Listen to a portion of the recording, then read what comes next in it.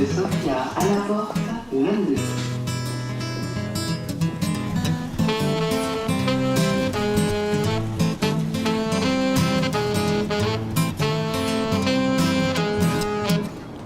Je m'appelle Anne. Après une année Erasmus à Budapest, j'ai désiré poursuivre ma découverte de l'Europe centrale et orientale, et notamment de la Bulgarie et de son patrimoine orthodoxe. Nous allons rencontrer deux étudiants Erasmus à Sofia, Alem, qui pratique la danse traditionnelle bulgare, le ordo, et Antoine, qui va nous permettre d'entrer en contact avec les moines des monastères bulgares.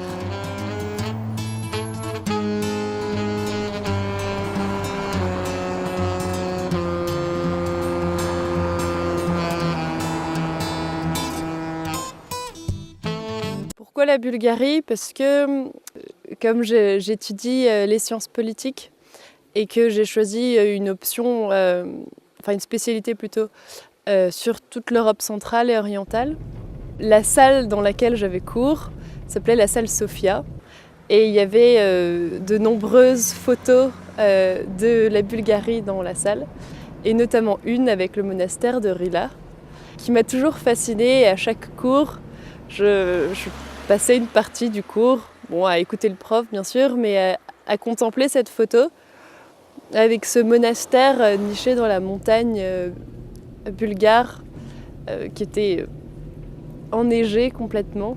J'avais toujours eu envie de venir jusqu'ici.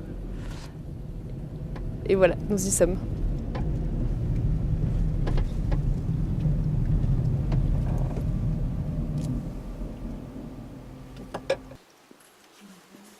Ça fait pas mal d'années que je fais des retraites régulièrement en France dans des monastères. Et à partir de là, j'ai commencé à être intriguée par la vie monastique. Et donc en Erasmus, en fait, à Budapest, j'avais choisi un cours sur l'histoire du monachisme pour satisfaire un peu ma curiosité. Et ça m'a vraiment enthousiasmée pour découvrir plus tous les aspects du monachisme et notamment de la chrétienté orthodoxe et non plus simplement latine, puisque j'avais eu l'occasion de visiter Kiev et plusieurs églises bulgares et j'avais été très touchée par la foi orthodoxe et par toute la culture orthodoxe. Et c'est comme ça que ça m'a menée petit à petit en fait, à m'intéresser au monachisme orthodoxe.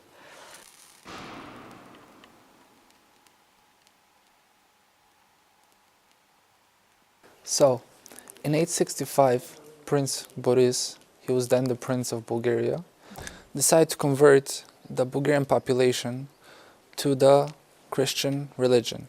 And this was because of a few reasons. One of them was because in south, in Greece, the population already was Christian. So he wanted to unite all the Bulgarian people under one religion, and Christianity was the best answer for this solution. Dans ce contexte-là, en fait, il y a un jeune homme de 25 ans qui s'appelait Jean, à l'époque de la conversion de la Bulgarie à la chrétienté orthodoxe, qui va décider de vivre une vie d'ermite dans les montagnes, près de Rila. Il va devenir en fait Saint Jean de Rila, puisqu'il va vivre tout le reste de sa vie comme ermite, avec pour seul lit un rocher et comme couverture le ciel étoilé.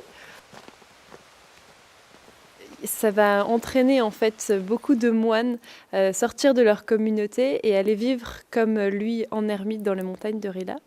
Et à sa mort, ils vont décider de se réunir et former une communauté et construire en fait le premier monastère, les fondations du monastère de Rila, qui va devenir après, pendant le joug ottoman et puis lorsqu'il y aura les communistes également, le foyer en fait vraiment spirituel de la Bulgarie, pour préserver toute la tradition orthodoxe, spirituelle mais aussi artistique. Et nombre de peintres d'icônes vont venir en fait travailler ici. Et d'ailleurs aujourd'hui, il reste encore 10 moines, une dizaine de moines en fait, à vivre dans le monastère.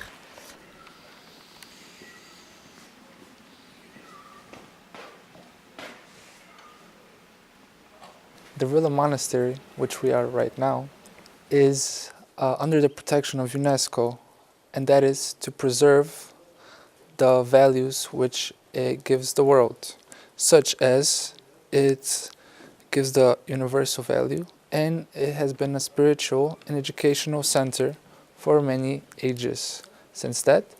And also, Bulgaria before was under a different rule, and the Vrila Monastery helped the preservation and the awareness of the Bulgarian tradition.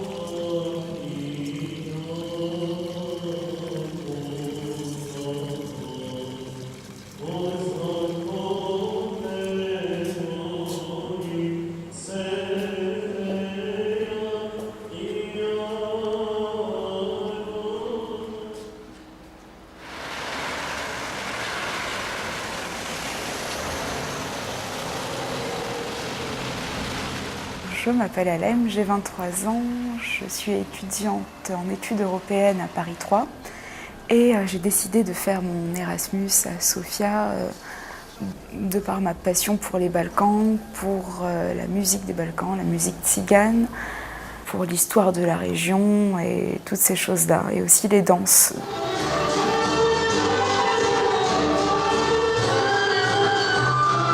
Alors déjà, j'ai déjà eu l'occasion d'appréhender les danses des Balkans à Paris. J'ai aussi fait pas mal de danses tziganes.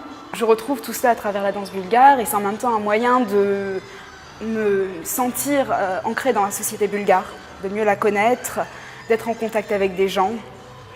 Et donc voilà, c'est un peu une des raisons pour lesquelles je suis venue en Bulgarie, la danse, la musique.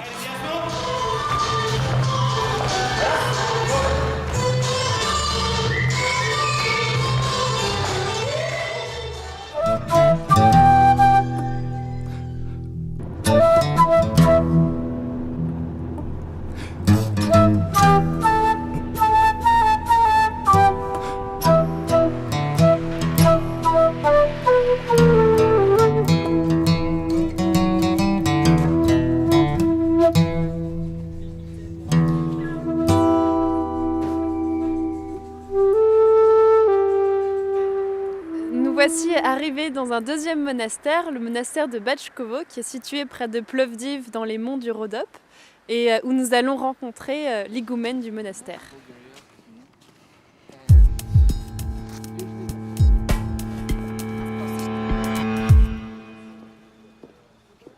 Значи, по принцип, начина на манастира и неговия живот вътре е свързан и съобразен с древните християнски традиции, като се започне с това, че всеки монах отделно има някакво послушание, т.е. някаква дейност, някаква пряка отговорност, какво трябва да върши всеки един ден.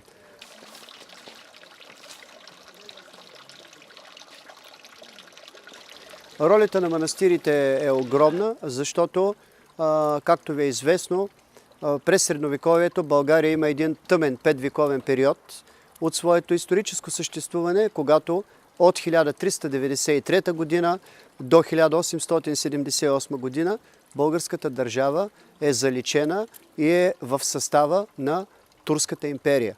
И именно през този тъмен средновековен период, когато вярата и езика са потъпкани от мюсюлманите, именно манастирите остават основни средища, в които се запазва вярата, езикът, битът и културата на цялата българска нация. И не случайно, когато през началото на 19 век започва възраждането на българската култура и писменина, именно манастирите и църквите са тези, които изграждат първите църковни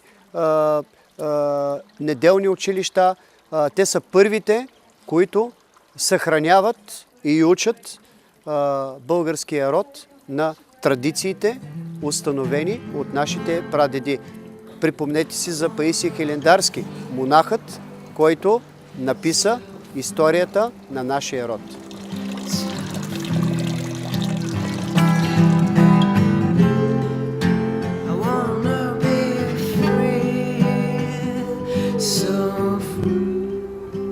En poursuivant ma découverte du monde orthodoxe, je me rends compte que la chrétienté orthodoxe, tout comme la chrétienté latine, font face au même défi, celui de pouvoir rendre compréhensible le contenu de leur foi. Et ce travail, il est à faire dans les monastères, mais aussi dans la vie publique.